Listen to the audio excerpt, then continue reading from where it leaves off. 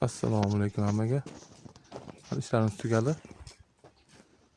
Ikkita porchka qo'yganmiz, tashqaridan ko'rinishi. Oshxonani porchkasi, narigi hammomni porchkasi.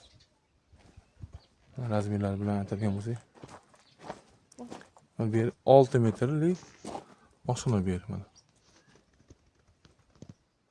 İchkaridan kiradigan 90 lik eshigimiz bor. Mana 1,5 ga 1,70 lik ikkita deraza qo'ydik. Bu hol, asosiy binoga kirish joyi bu yer. Derazasini 1,90 ga 1,70. Tepaga primishka ponni quyib turib, keyin ustiga yana g'ish uriladi bu yerga. Holga kirish eshik 1,5 ga 2,5 bo'ldi.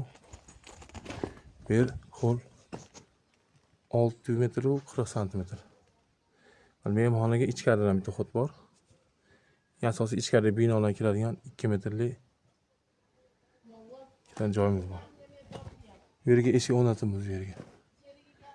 Mana mehmonxona 1,20 ga 2,5 eshik, ikkita 1,90 ga 1,70 lik deraza tushdi. Keyin mehmonxonani eni 4 metrga 8 metr.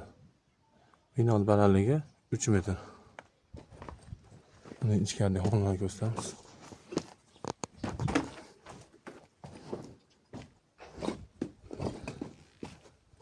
Koridorimiz 3 metrlik koridor. Yani 2 metrlik. Arkadaşlar. Keyin har bitta xona hammasi 5 metrda.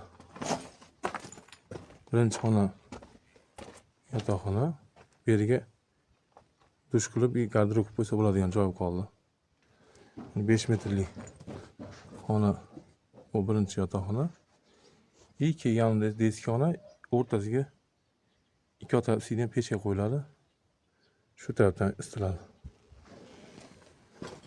Bu deski xona bu. Bittasiga o'rta periodga butun tushgan mana. Narigi xonamiz ham shu. Bu xona ham bittasi deski xona. Narigisi yotoqxona bu. Yana bittasi xona mana. Ya şu o'rtaga pechka quriladi. Bu tarafdan yonadi. Deski xona tarafdan emas, bu tarafdan yonadi.